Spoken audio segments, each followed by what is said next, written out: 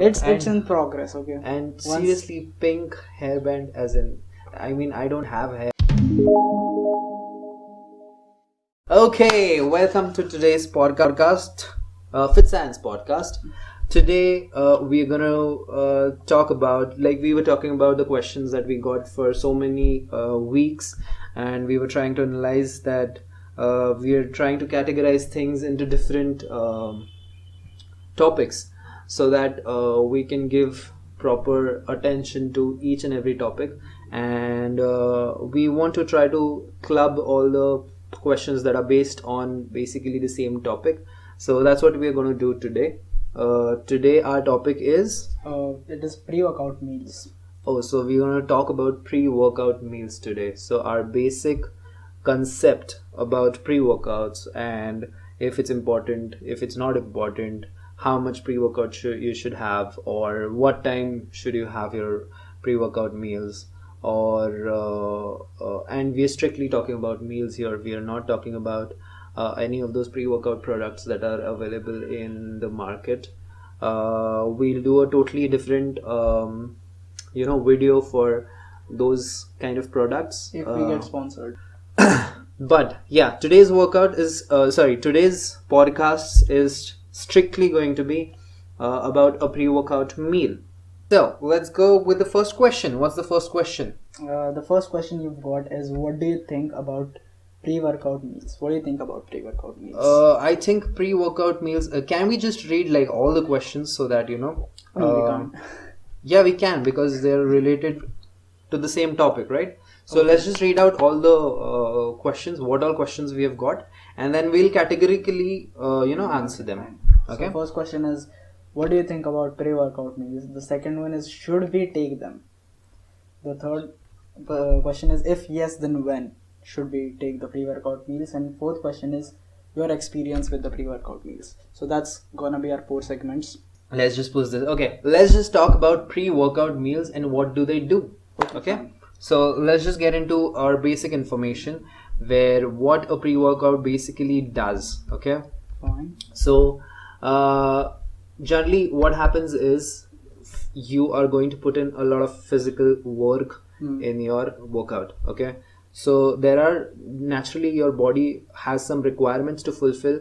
Let it be energy, let it be glycogen stores, let it be carb stores. All these things are going to be used in your workout, and this is what is going to give you energy for your workout. So for example, if you're eating like probably like a banana and a few nuts and like 2 sips of coffee, that will give you enough energy to go on for a moderate intensity workout.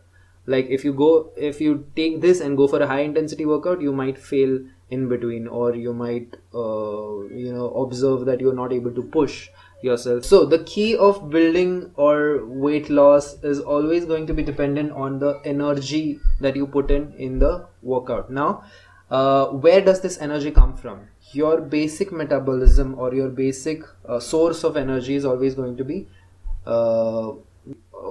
body only understands glycogen. Okay. What happens is your carbs is converted to glycogen once it enters your body, or once it's digested and enters your bloodstream. That's how you get energy for your workouts. Okay. So these glycogen stores need to be enough filled, so that it can provide enough energy for your workout to continue for maybe 1 hour, 1.5 hours, whatever your goal is or whatever your aim is. So you eat accordingly. And it also depends on how heavy you're going to go today, or how light your workout is going to be today. So all these things come into play when you're choosing your pre-workout meal. Okay. So you cannot expect to go and do a 100 kg deadlift on just a few nuts. Okay.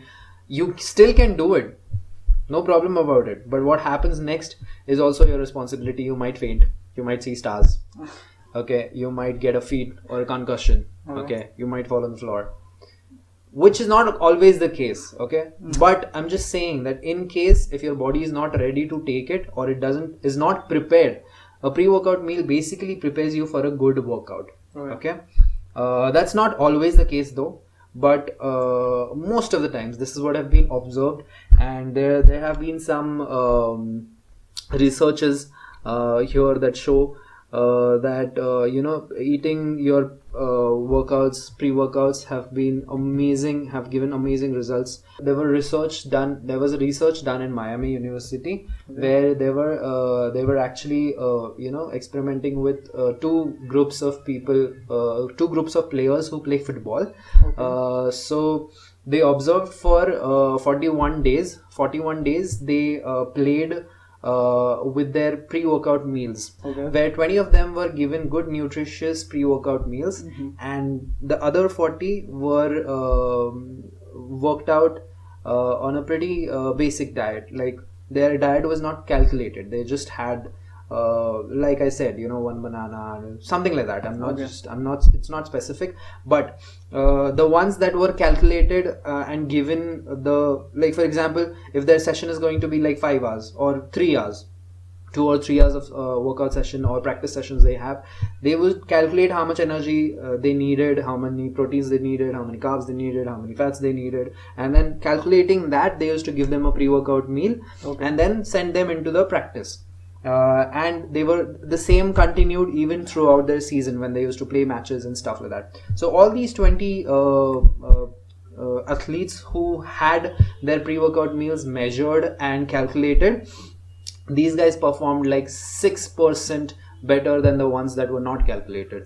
So this shows how much pre-workouts matter, especially in the life of an athlete, where their performance matters. Like, every practice counts and their performance matters, and when they're in the season, when they're playing matches, their recovery is also as important. We'll definitely come back to recoveries in the next coming videos, but pre-workout meals especially are going to give you that extra push that you need for putting in that much effort in your workouts or energy in your workouts.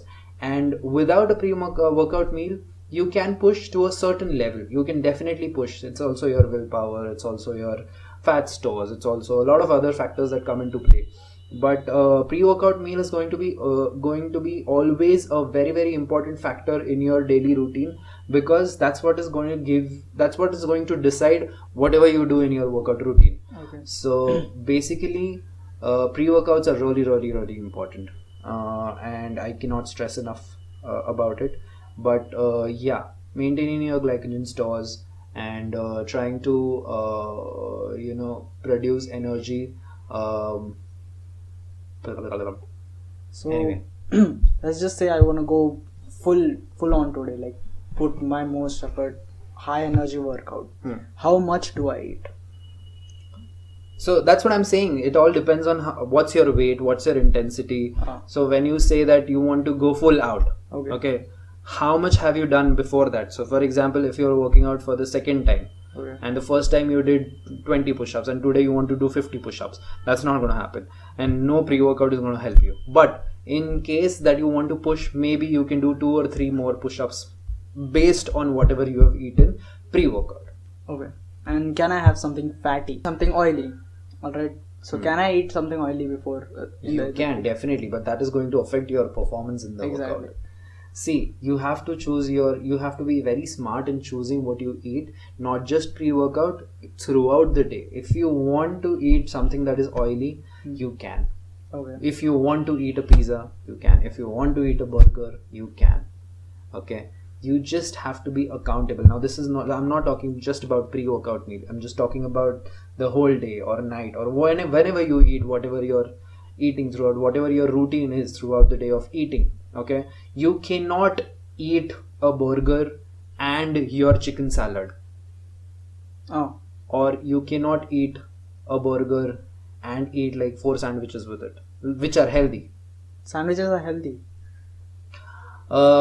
Yeah, most of the sandwiches are healthy.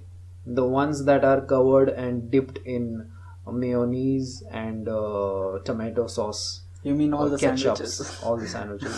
Those are there are a lot of there are proportions that you put these things, include these things in your daily routine or daily meal plans. Okay, we'll definitely come back and talk about meal plans of throughout the day. But know that you have to be accountable. What does that mean? Accountable means that you have to be accountable of whatever you eat. So for example, if today I am thinking about if my routine allows me to eat 2000 calories per day, okay, I cannot eat 2000 calories and a burger. Oh, that's okay. Okay. So my 2000 calories should be inclusive of that burger. So for example, if the burger is going to cost me 800 calories, I should think twice before having that in one single meal. 800 calories is like too many calories to eat at one time. But if your routine allows you to include that burger in your routine, you should go ahead and have it, but be accountable for it. Be accountable means that using those 2000 calories in a very smart way. You cannot outwork a bad diet. Like for example, if today I decide to eat 3000, my routine allows me to eat 2000 calories, but today I eat 3000 calories and say that no, I'll burn these 1000 calories, 1000 extra calories that I've eaten, I'll burn them in my workout. That's not how it works. Okay, that you cannot do that. Like that's not how the body functions. Okay, it takes a lot more time and a lot more effort to burn those extra 1000 calories that you have taken in. So my advice would be being accountable in a way where you can compensate both. You can enjoy eating also, but at the same time you don't have to work out too much also to get everything adjusted and equalized. So it's always better to do stuff that is easily accountable. Okay, if you try to eat like 2 pizzas together, you are never going to be able to burn it in 1 or 2 workouts. On the other hand, if you're starving and thinking that okay fine, if I've cheated today, I'll go on first of all, I hate these words cheat meal and cheat days and stuff like that. It should never be that. Like you should never have a cheat day. You should enjoy whatever you're eating. You should enjoy whatever. So try to include these things in small quantity in your daily routine. For example, once in a week you can definitely go and have an ice cream. Once in a week you can definitely go and have a pizza or a burger. But at the same time, if you are eating those other 7 days very, very clean, the other 7 days have to be really clean, that's when you can go and have those. But anyway, we'll talk about this once we come back to the whole routine, the whole day routine or meals routine. We're just talking about pre-workouts today, so let's just stick to that. This is always going to be like we are going to wander everywhere because these topics are so vast that you just cannot. We didn't have topics for first video and we still wandered everywhere. So. Yeah, exactly. Did you look at the first video? That's like yes. Haywire. Okay, let's go to the next question. The next question is, should we? No, we did this. If yes, when? Okay, so yeah, if you're having pre-workouts, the best time to have. For example, if I am going to do I'm just going to do cardio. I don't need too much. I'm going to do a light or medium, moderate amount of intensity of cardio. If I'm going to do a moderate intensity cardio, I don't need to eat as much as I would for a high intensity cardio or a high intensity circuit training or a high intensity weight training workout routine. So I would suggest that if you're doing a cardio, you can eat like a light meal 1 hour to 45 minutes before the workout. So for example, if I go for my workout at 7 o'clock in the morning, so I should wake up at 6, do my routine, and by 6:10 to 6:15 I should have my pre-workout meal if I'm doing a moderate intensity cardio. And if I'm doing like a heavy lifting session, like today I know that I'm going to hit my PR, or I know that I'm going to lift like 120 kgs or 100 kgs, then so 100 kgs is heavier for me. I don't know about other people. Okay, like there are normal people who go and do आज तो 100 से मार लेंगे, ठीक है चलेगा.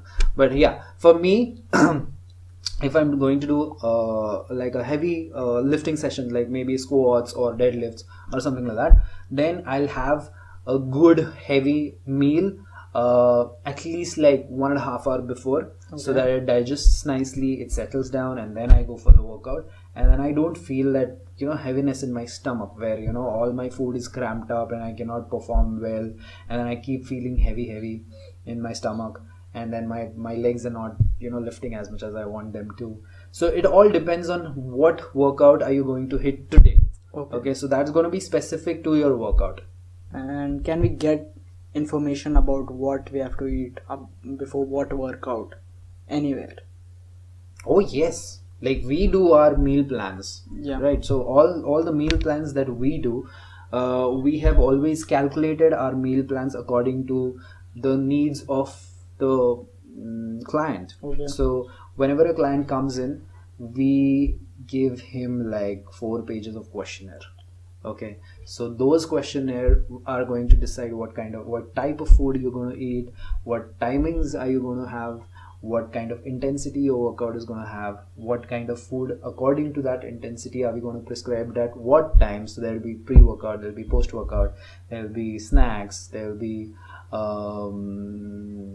so many other drinks or juices or stuff like that. There are a lot of things that go into the planning, but so this is always going to be specific to your needs. As I earlier told you, that maybe cardio, maybe weight training session, maybe both, maybe circuit training. So all these things have different requirements. That's why all these requirements has to be fulfilled by the type of food or the type of pre-workout meal that you're having. So that is going to define your performance in your workout routine. Okay. Right, next question.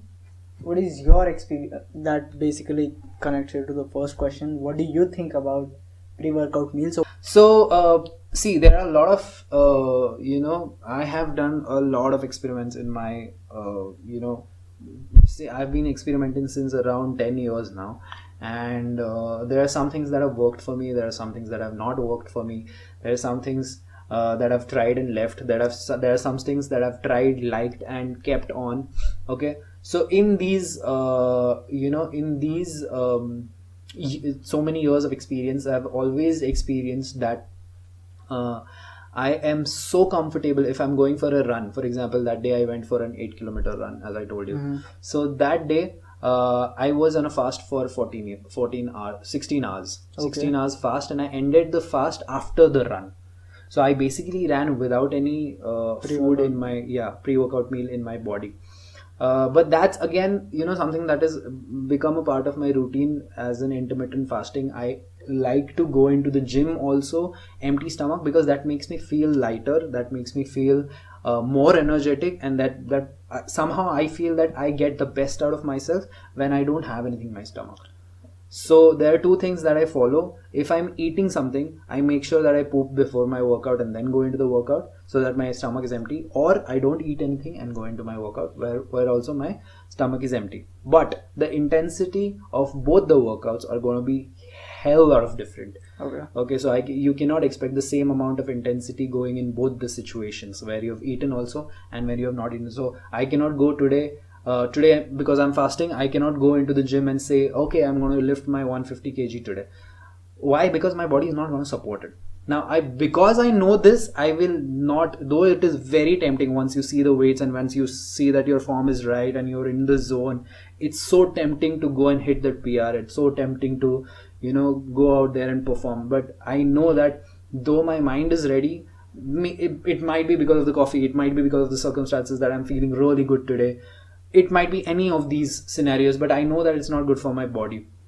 I know that after hitting that PR, I might not recover properly. And then I don't want the next workout to be affected because of this non-recovery. So basically, I want you guys to understand that this is always this. I have been experimenting for 10 years, and I have come to this conclusion that I lift heavier and better when I've eaten a meal and I do amazing cardio and agility and other stuff empty stomach. So both of the scenarios have worked really well for me, and that's why I have designed my schedules or routines around this particular fact that how I feel during the workout is going to be the most important thing to concentrate on. Because if you're not feeling up to for your workout, you're definitely not going to give your 100%. And for my workouts, if you come and work out with me, you'll understand that I'm pushing myself to 200%. And if my stomach is going to come in between, or I'm going to feel poopy in between, or I'm going to feel pukish in between, I'll definitely not be able to push that much. So yeah, that's one of my things where I think that pre-workout meals are great. For me, they have worked, they are working, but I have a certain routine that I follow. This has come after a lot of experimentation, and I think if you do these experiments, you will also understand that there are some things that you understand your body does in a certain situation, and there are some things that your body doesn't support in certain situations, and you will understand that only after experimenting for a long time. Like for example, I'll tell you, today if you work out without eating, you might feel pukish or you might feel giddy, but tomorrow it'll be fine. Okay. Maybe it's your rest, maybe it's your sleep, maybe it's your eating routine the day before. So all these factors have to be considered when you're making your own plan. Now your own plan, if I give you a certain kind of plan, I will also experiment with you for around 3 weeks, 4 weeks, 5 weeks. What is happening with your body and how is it responding to me? So that's one of the major reasons why I don't give out 1 month plans. 1 month plans are, the first month itself goes into experimenting on how your body is responding to my work, because your body is different. I have never experienced what you've experienced. I don't know how you eat, what your eating style is, how much you eat. And once I start giving you food or diet or workout routines, I need to know what is the difference that your body is accepting, not accepting, adjusting, not adjusting, like if is your body responding properly or not responding. So all these things come into play. You cannot just take one workout or just one type of workout or one type of diet and stick to it for years and say that okay, this works for me, that's it. But you have never experienced with other stuff, so how will you know?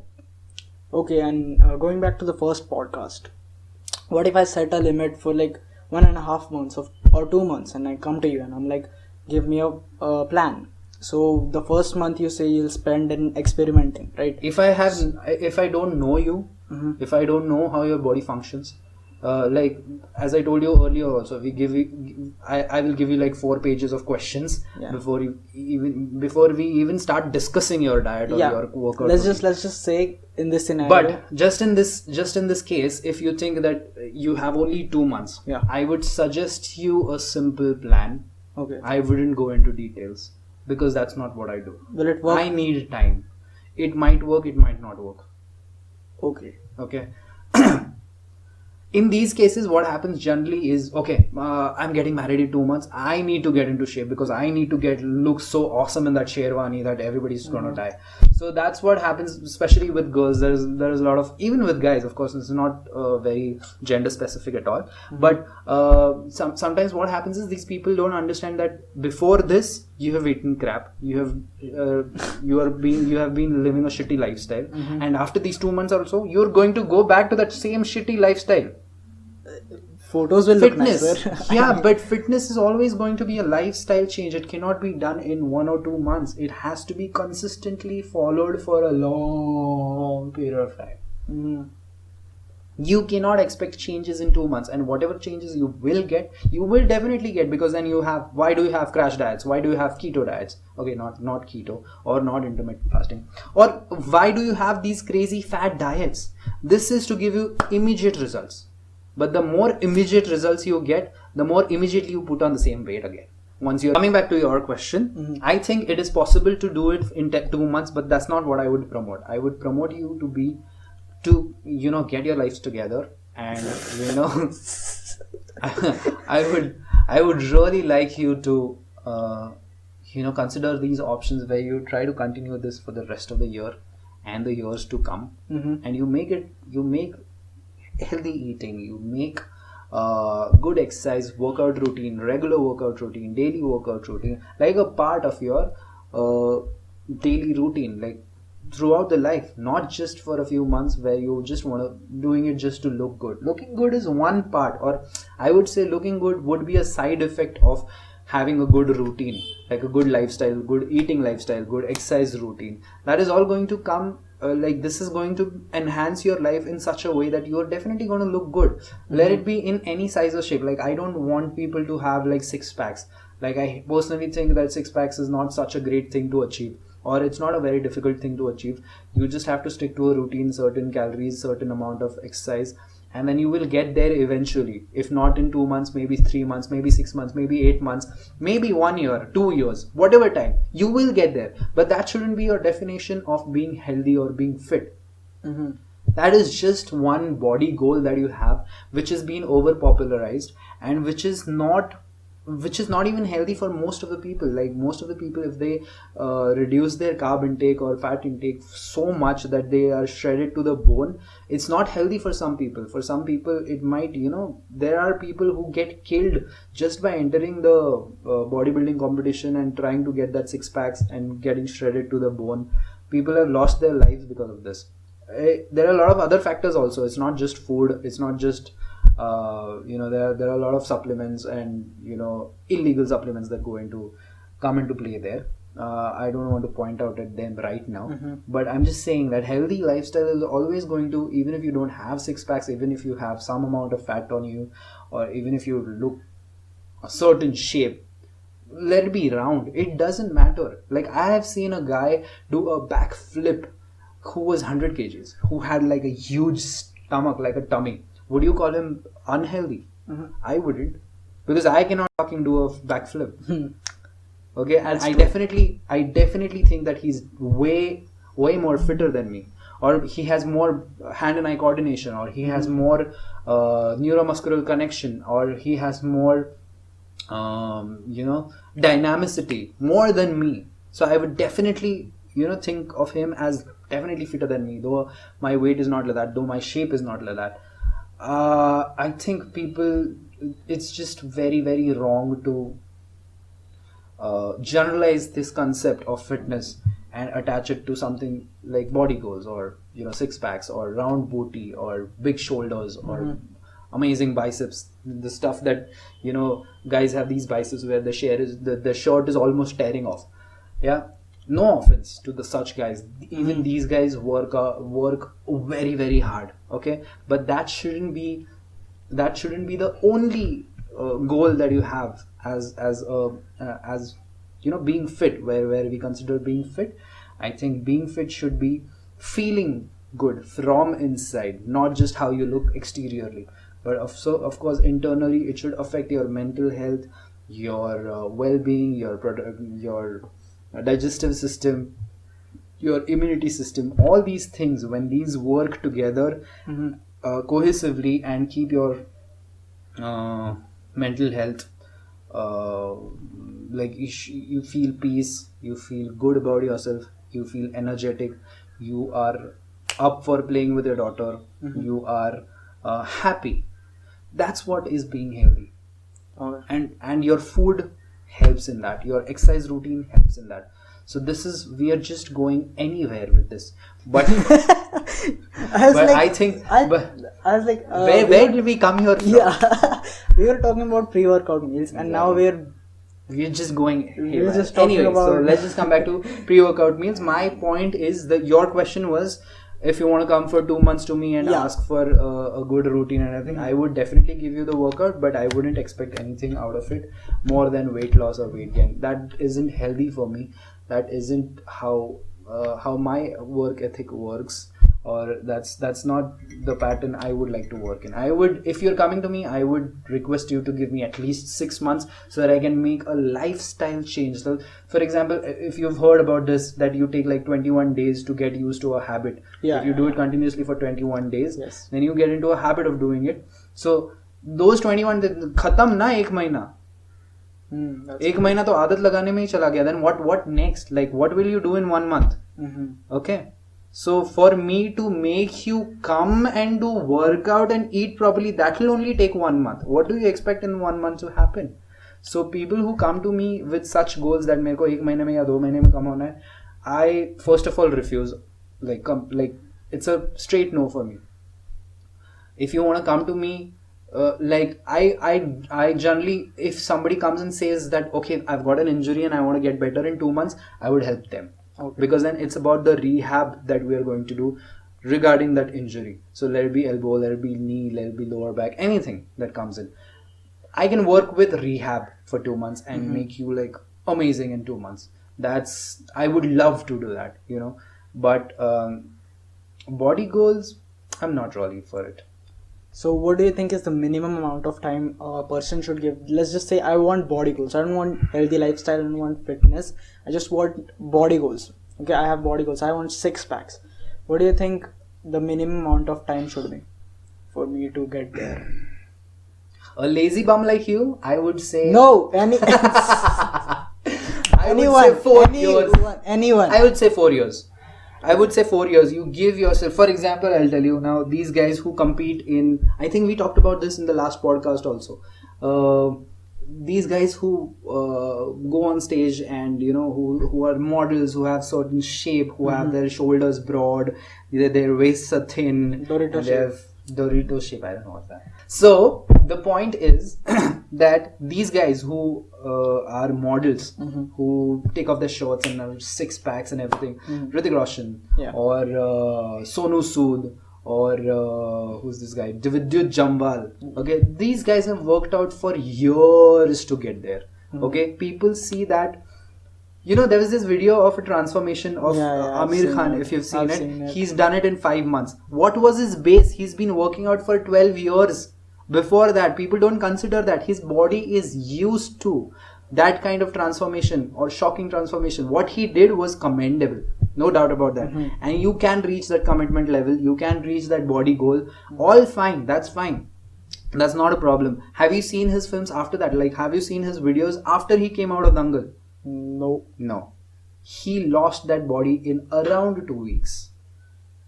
Okay, he made that just to shoot those 4 or 5 shots, whatever was required for the movie, and then after that he put on that weight again. Anyway, so the point is that kind of that cannot be a healthy lifestyle. Okay, you have to eliminate so many of your important macronutrients from your daily routine diet, that these are most important macronutrients in your diet that you are eliminating. So this is going to have some kind of inverse effect on your body. Okay, and so we were actually trying to what were we talking about? Oh shit. No, so we were talking about those, you were saying that you had these goals, short-term goals. So this is never going to be a short-term goal. If you want to do it in 5 months, you will have to take a lot of supplements, take a lot of external help, take a lot of, which is fine if you're ready to spend that much. Like if you ask me, Amir Khan, when he did this transformation, his monthly diet cost, or supplements or whatever he was taking, it cost him somewhere around 2 or 3 lakhs per month. Hrithik Roshan, hired this trainer from California, and this guy, he paid actually for him to stay here throughout the Krish, before the Krish routine started, the shooting started, before and during the work, during the shooting. So he paid him 20 lakhs per month. And then he also paid for him to stay in a 5-star hotel and have those meals that he used to have every day and all those things. And for him to travel everywhere with wherever Hrithik Roshan is going and everything. So if you're ready to spend that kind of money, I would oblige. I would love that. That's a luxury for me. But the point here is, yes, you can transform, but that's not going to be healthy. You're not going to be able to stick to that. Okay, so let's hear your concluding thoughts about this topic, this very small topic. I know, right? We've been talking for quite some time now. Okay, so concluding thoughts is, I think you should experiment with your food. I think your pre-workout meal is going to be very, very based on what workout you're going to do that day. That particular day is going to decide how much you should eat, what you should eat, how much time before you should eat. Okay, like we discussed throughout the podcast.